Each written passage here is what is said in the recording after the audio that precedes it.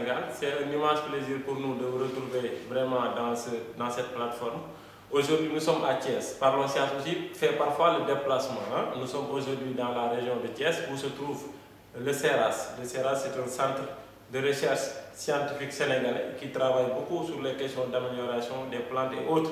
Mais je ne vais pas le définir. J'ai à côté de moi Dr Adam Ndour qui est aujourd'hui notre invité. Alors, docteur, veuillez vous présenter hein, avant qu'on aille dans le vif du sujet. Vous êtes aujourd'hui l'invité de Parlons Sciences Sénégal. Tout à fait. Merci d'abord Martin d'avoir fait le déplacement. Et puis voilà, donc je me nomme Ndour Adama. Je suis bioinformaticien, donc là je travaille actuellement comme chercheur postdoc au CERAS, qui est disons une unité de l'ISRA, et donc c'est un centre de recherche qui est spécialisé sur les céréales sèches. Et donc ici vraiment c'est un centre d'études pour l'amélioration de l'adaptation à la sécheresse des plantes. Voilà la façon là. Merci beaucoup docteur de cette présentation. Tout à l'heure vous l'avez dit. Vous êtes bioinformaticien. Adam, est-ce que vous pouvez un peu rappeler la définition de la bioinformatique? C'est quoi la bioinformatique? C'est une très bonne question parce qu'aujourd'hui, la bioinf, disons, est une des actualités brûlantes, si je puis m'exprimer ainsi, dans le domaine des sciences. Et donc, c'est un champ pluridisciplinaire, donc, à la croisée des mathématiques, de l'informatique, de la physique et de la biologie. Et donc vraiment, c'est un champ où travaille le concert des mathématiciens, des physiciens et des biologistes. Donc c'est, disons, une discipline où on essaie d'utiliser des méthodologies mathématiques et informatiques pour essayer de répondre à des problématiques biologiques. Donc voilà, de façon très simple, une tentative de définition voilà, de la bioinformatique. Alors ça, c'est vraiment clair, Adam. Adam, vous êtes jeune chercheur au CERAS. En fait, quelles sont vos missions de recherche? Vous faites quoi vraiment dans la recherche? Merci Mortar. Alors moi actuellement, comme je t'ai dit, je suis chercheur postdoc, donc je suis bioinformaticien. J'ai fait une thèse en modélisation simulation parce que dans le cadre de mes travaux de thèse, j'ai développé, disons, le premier modèle structure-fonction du système national du mil qui avait pour objectif de mieux comprendre l'influence ou l'impact de l'architecture sur les capacités d'absorption d'eau du mil. Parce qu'aujourd'hui, comme vous le savez, les racines, disons, construisent la première interface avec le sol et donc sont en premier plan dans tout ce qui est acquisition d'eau et de nutriments. Et donc vraiment, j'ai créé un système de mil, un système racinaire de mil donc virtuel, d'accord, avec des propriétés qui implémentent, disons, des propriétés physiologiques tissulaires pour vraiment essayer de comprendre comment est-ce que, via les racines, le mil essaie de pomper de l'eau du sol. Et donc, on voulait vraiment comprendre est-ce qu'il existerait des architectures qui seraient idéales pour une meilleure, disons, acquisition d'eau. Donc voilà ce que j'ai fait dans le cadre de ma thèse. Et ici, donc, au CERAS, je travaille sur un domaine complètement atypique, disons, je travaille sur l'imagerie de drone. Donc on essaie de faire du phénotypage à haut débit sur le sol. Qu'est-ce que le phénotypage?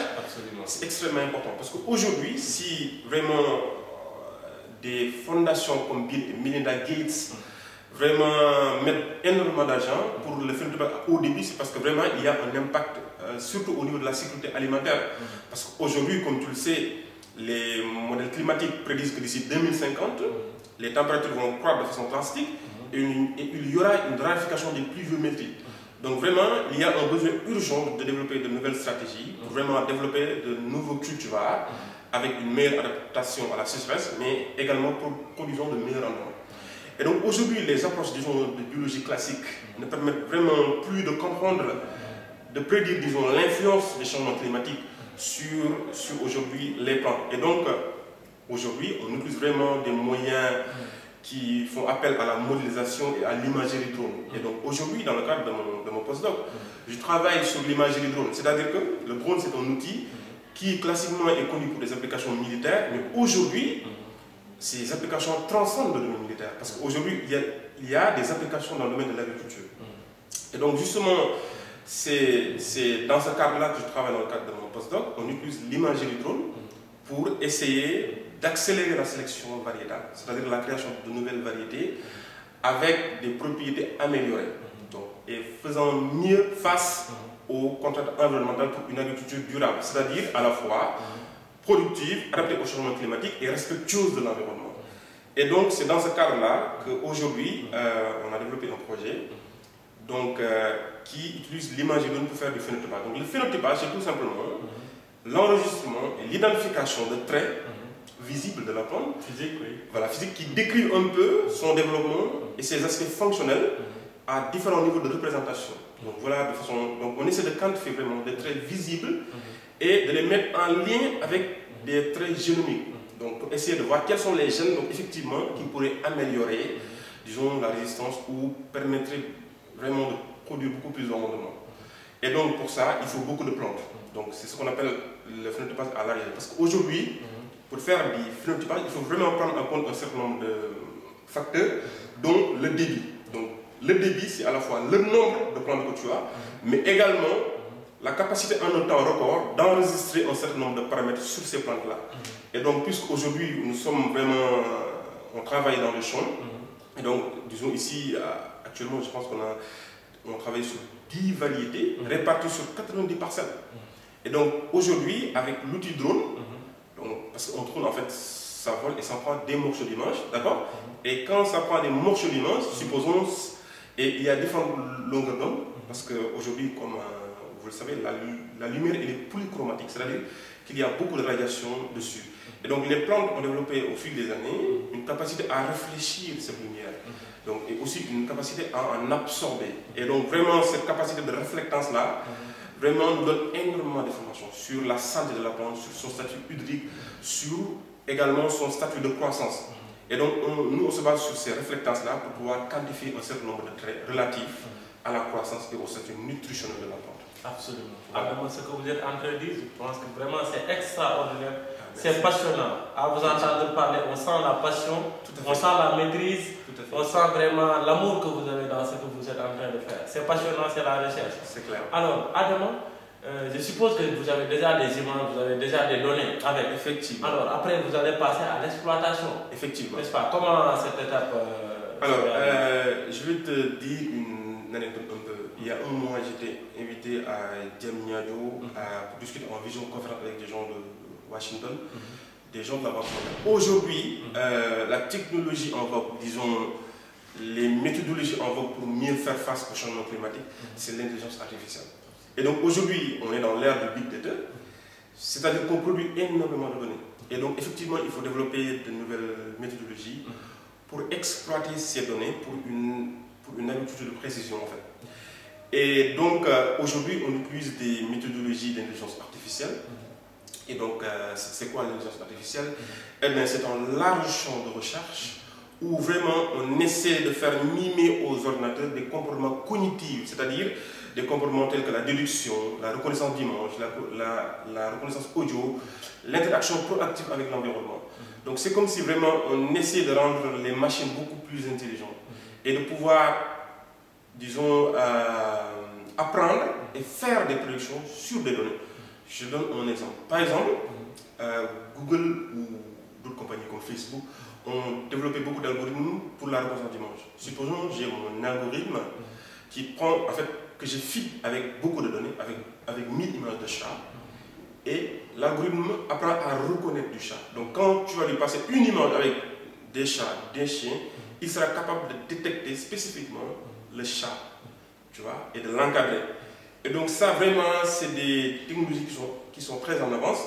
Et donc justement on utilise ce qu'on appelle le computer vision ou la vision artificielle pour vraiment essayer avec les images de tirer le maximum d'informations. Tu vois, on appelle ça des proxys, c'est-à-dire c'est des valeurs qui nous donnent des informations sur des propriétés biologiques de la plante, des choses qui sont connues. Et ce qui est extraordinaire, c'est qu'on a des valeurs chiffrées en fait. Tu as en entrée une image et juste avec une image, tu as en sortie un fichier Excel avec des valeurs comme la surface, tu vois, comme la hauteur des plantes, tu vois, comme la teneur en chlorophylle, comme le FIPAC, c'est-à-dire la quantité de lumière photosynthétiquement active absorbée par la plante.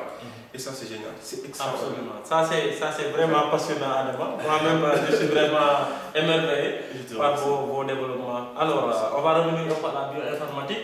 Alors la bioinformatique, vous l'avez dit tout à l'heure, on ne l'applique pas tout simplement en agriculture, sur l'agriculture en fait. Effectivement. Il y a beaucoup d'autres applications qui peuvent vraiment aller avec. Mais Adama, puisque nous n'avons pas beaucoup de temps, on ne pourra pas tout résumer. Peut-être donner juste quelques autres exemples avec les applications de la bioinformatique. Tout à fait. Ensuite, on revient vraiment sur le parcours de Adama pour terminer notre émission. Merci. Oui, tu as parfaitement raison. Vraiment, les applications en bioinformatique sont extrêmement diverses. Et donc aujourd'hui, je peux donner beaucoup d'exemples. Par exemple, dans le domaine du drug design, la conception de médicaments, aujourd'hui, pour créer un médicament et de pouvoir le tester, parce qu'il y a énormément de phases. Quand on fait un médicament, il faut après des phases tests, tu vois. Donc tout ça, c'est un coût extraordinaire. Et aujourd'hui, avec des méthodologies informatiques, on explore de nouvelles voies, mais à coût minimal. Par exemple, en drug design, pour créer parce que quand tu crées un médicament, tu vas tester l'affinité avec un récepteur. Et donc ça, expérimentalement, ça peut être très coûteux. Et donc aujourd'hui, parce que comme tu l'as dit, la bioinformatique est un champ extrêmement large et il y a des sous-branches où les gens se spécialisent. J'ai par exemple une collègue qui travaille sur la bioinformatique structurale. Il travaille sur l'interaction entre antibiotiques et récepteurs. Parce qu'aujourd'hui, chaque médicament, disons, a une cible. Et donc, disons, le meilleur médicament, c'est disons, celui qui aurait une meilleure affinité avec son récepteur-là. Et donc, ça passe, disons, par une quantification d'énergie de cette liaison-là. Et donc, faire ça expérimentalement, c'est très coûteux. Et donc, aujourd'hui, avec des logiciels bioinformatiques, vraiment, tu peux quantifier, tu peux essayer de tester 1000 médicaments sur un récepteur et de tester le bon, c'est-à-dire le meilleur qui minimise l'énergie de liaison entre ligand et récepteur. Absolument. Et ça, c'est extraordinaire. Ça nous résume un temps fou. C'est clair, c'est clair. Hein? Si on va passer la journée ici, donc on va peut-être passer à la fin de notre émission. Mais Adama Ndour, peut-être il y a des élèves qui suivent l'émission, peut-être il y a des étudiants qui sont en première année, deuxième année, troisième année, même master qui suivent l'émission et qui peut-être, en tout cas, qui sont animés par ce souhait-là de vouloir être un très grand scientifique. Il y a Adama qui est là, qui est en train de parler de ses travaux de recherche, ça les excite. Mais peut-être Adama, si peut-être tu parles un peu de ton parcours scientifique, ça pourrait peut-être vraiment encourager les jeunes à mieux travailler et à aller vers l'excellence. Merci Martin, je suis très flatté et puis merci. Je pense que c'est un rôle à tout un chacun de vraiment participer, de mieux conscientiser la jeunesse sénégalaise. Parce qu'aujourd'hui, pour moi, la première matière première de l'Afrique, c'est sa jeunesse. Et donc vraiment, on doit tirer profit de cette jeunesse-là.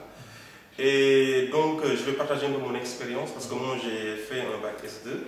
Donc, moi, j'ai eu un bac scientifique.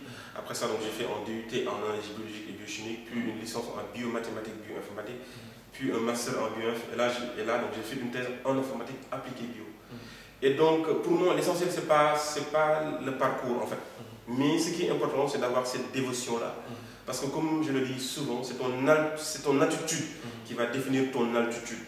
Parce qu'aujourd'hui, tu vois, on est trop conditionné par le regard des autres. À cause du regard des autres, on n'évolue plus.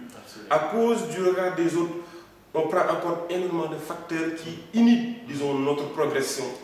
Et donc, moi, ce que je dis, c'est que on n'est pas né pour ressembler aux autres. Pourquoi ressembler aux autres? Parce que chacun est né avec un rêve unique, avec un talent unique. Et moi, je me dis que, et je vais un peu paraphraser même Léonard de Vinci quand il disait que n'est-ce pas une vie gaspillée, une vie sans louange? L'homme qui n'atteint pas la renommée ne laisse pas plus d'empreintes que la fumée dans le vent ou l'écume dans l'océan. Moi, Léonard de Vinci, j'ai l'intention de laisser un souvenir impérissable à la mémoire des mortels. Pour moi, c'est toi-même qui te fixes tes limites. Et donc, pour moi, l'essentiel, ce n'est pas de cogner, mais d'être cogné et d'aller quand même de l'avant, de pouvoir encaisser sans jamais franchir. C'est comme ça qu'on gagne. Absolument, ça c'est clair. Ça, vous avez terminé avec le parcours Adama, je pense.